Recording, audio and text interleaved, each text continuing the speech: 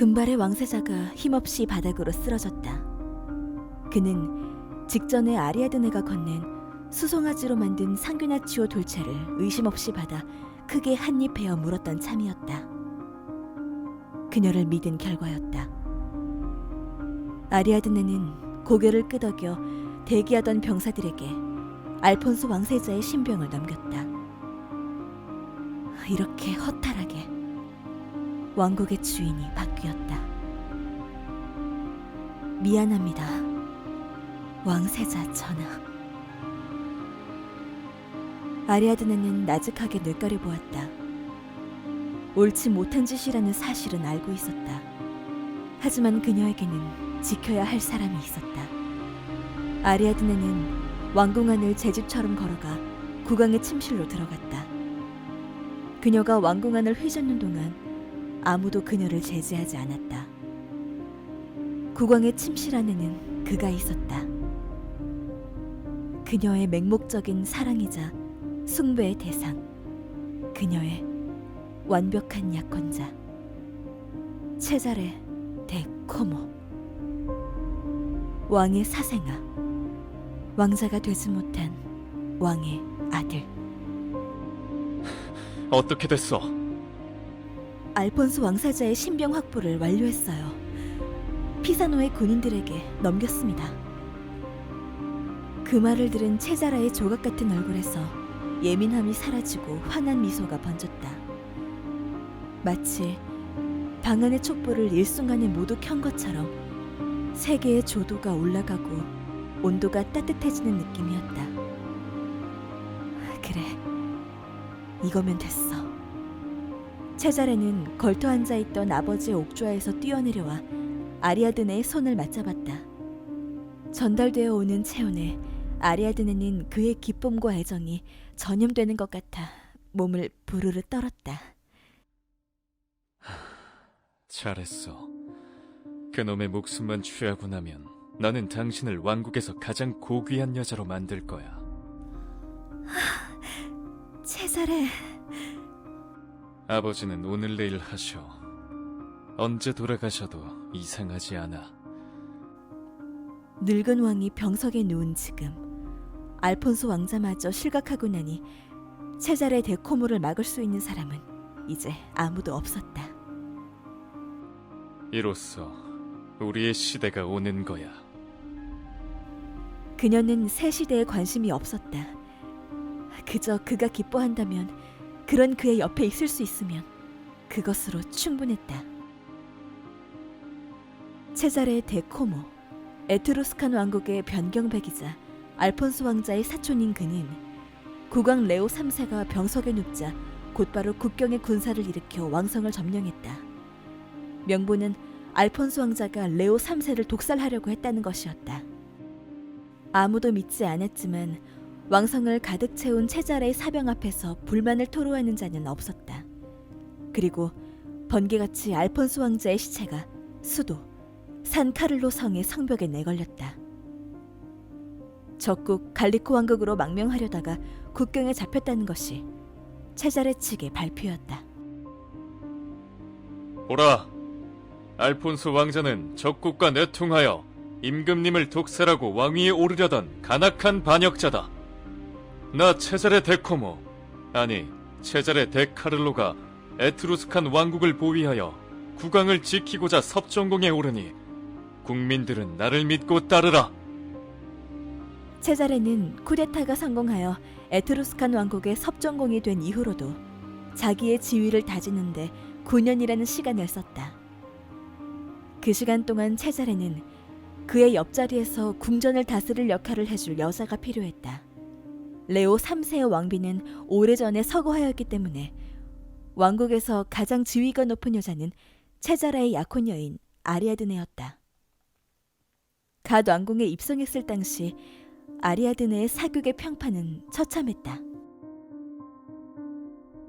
22살밖에 안 됐다면서요? 어려서 농장에서 살았대요. 교양이 없다던데요.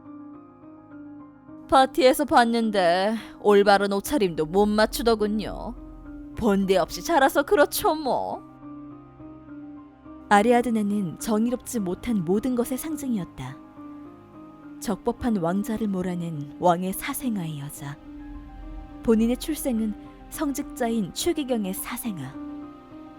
체잘의 섭정공과 아직 정식 혼인도 하지 못한 사이였고 그녀 본인의 교양도 출중하지 못했다.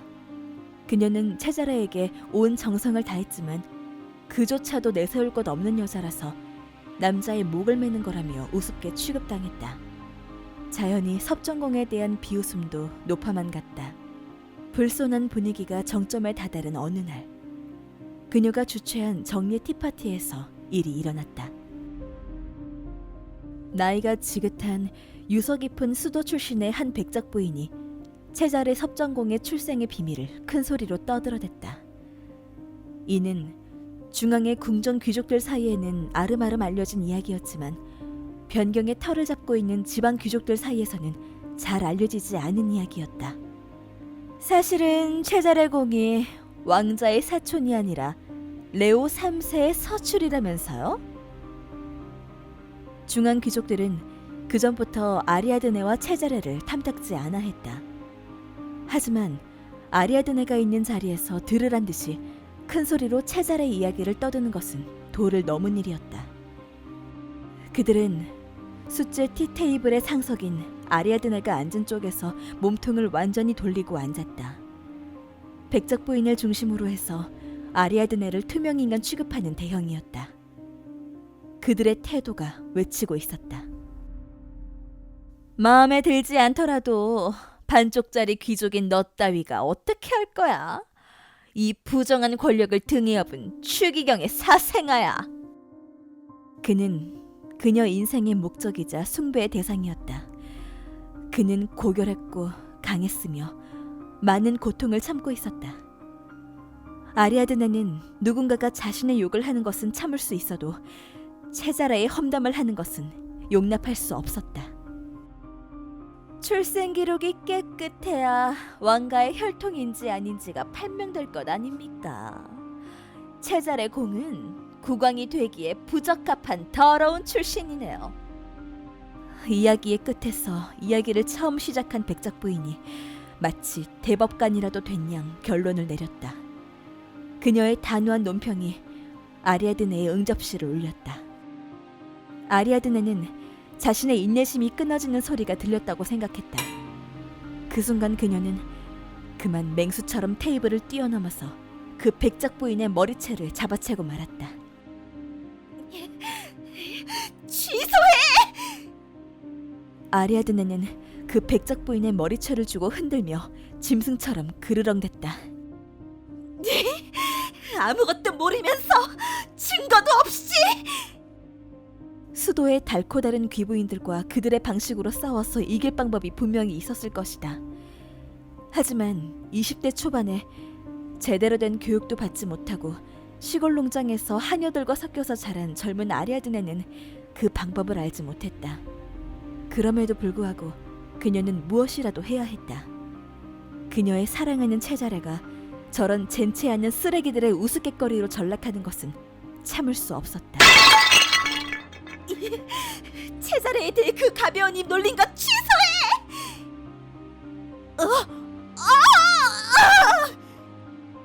백작 부인이 헝클어진 머리로 비명을 질렀고 디저트 트레이와 간식거리들이 하늘을 날았다. 같이 떠들던 온실 속 화초 같은 귀부인들은 얼음처럼 굳어서 그 광경을 쳐다보기만 했다. 아리아드네는 두 팔로 백작 부인의 머리채를 뒤흔들며 소리를 질렀다. 뚫린 입이라고 뱉기만 하면 다야?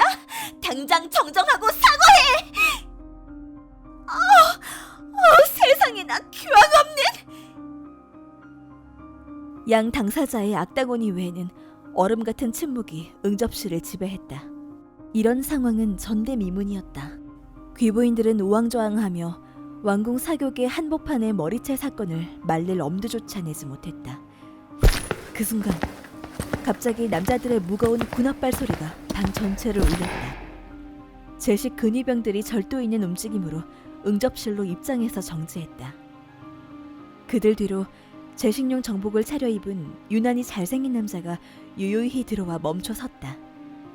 큰 키에 비해 체구는 호리호리했으며 한 박자 느린 몸짓이 색스러운 느낌을 풍기는, 만명 사이에 섞여 있어도 저절로 시선이 갈 만한 대단한 미남자였다. 체자레였다. 체자레! 아리아드네의 얼굴에 미소가 번졌다. 천군만마가 나타난 것만 같았다. 이 상황에서 날 구하러 와줬구나. 완벽한 타이밍이었다. 하늘에서 내려온 완벽한 왕자님이 그를 위해 헌신한, 가녀린 그의 여자를 위해 적에게 호통을 쳐주기를, 그와 그녀를 무시한 간악한 무리에게 정의의 철퇴를 내려주기를. 그녀는 쥐고 있던 백작 부인의 머리채를 놓고 다람쥐처럼 일어나 조르르 체자레의 뒤로 가서 섰다. 저들이... 지금 이게 무슨 일이지? 체자레가 젓갈색의 머리카락을 뒤로 쓸어 넘기며 아리아드네를 돌아보았다. 더없이 다정하고 나른한 목소리. 하지만 그의 인매는 몹시 차가웠고 눈에는 내정이 없었다. 약간 지긋지긋하다는 눈초리. 아리아드네, 말해봐. 이 소라는 도대체 뭐지? 그게... 저들이 당신에게... 세상에! 마르케즈 백작 부인! 그는 아리아드네와 대화가 하기 싫은 것 같았다. 넘어져 있는 백작 부인은 그녀와 말을 섞지 않을 매우 좋은 핑계였다. 그는 놀란 기색을 숨기지 않으며 급하게, 그리고 동시에 다정하게 자신의 손을 내밀었다. 백작 부인, 제 손을 잡고 일어나시지요. 머리채를 잡힌 백작 부인 본인조차도 섭정공이 자기 편을 들어줄 줄 몰랐던 모양이었다. 하지만 그녀는 굴러들어온 기회를 놓치지 않았고 자존심은 여전히 하늘을 찔렀다. 저 여자와 달리 섭정공의 예법은 왕실에서 배운 것이기는 하군요. 자리에서 일어난 백작 부인은 머리카락을 매만진 후 아리아드네의 손이 닿았던 드레스 부분을 탁탁 털었다. 그리고 아리아드네를 똑바로 노려보며 코웃음을 쳤다. 백작 부인의 주변으로 다른 중앙 귀족들에 몰려들어 그녀에게 안부를 물었다. 마르케즈 백작 부인, 괜찮으셔요? 다치신 데는 없지요? 섭정공 약혼녀가 정말로 선을 넘었습니다. 아리아드네는 선을 넘은 게 누군데라고 바로 맞받아치고 싶었지만 체자레의 짜증, 아니 분노 섞인 눈초리에 튀어나가려는 자신의 혀를 깨물었다. 중앙 귀족한테 뭐 하는 짓이야? 체자레는 이를 악물고 나직하게 아리아드네에게 짜증을 냈다. 지지 기반이 필요한 건 몰라? 마르케즈 백작가 사람에게 손을 대다니 지금 제정신이야? 나한테 막대하는 사람에게 비굴하게 굴종한다고 해서 그 사람이 내 친구가 되어주는 건 아니잖아요. 체자레. 아리아드네는 그렇게 대답하고 싶었지만 체자레의 기세에 주눅이 들어서 입 밖으로 말을 꺼내지 못했다. 기실. 말대답을 하면 그는 펄펄 난리를 칠 것이 틀림없었다. 아리아드네는 결코 수도의 귀부인들이 모두 보는 앞에서 체자레와 싸우는 모습, 아니 체자레가 그녀를 하대하는 모습을 보이고 싶지 않았다. 하지만 그는 그녀의 희망을 무참히 짓밟았다. 당신 따위보다 저 부인 하나가 나한테 훨씬 도움이 돼.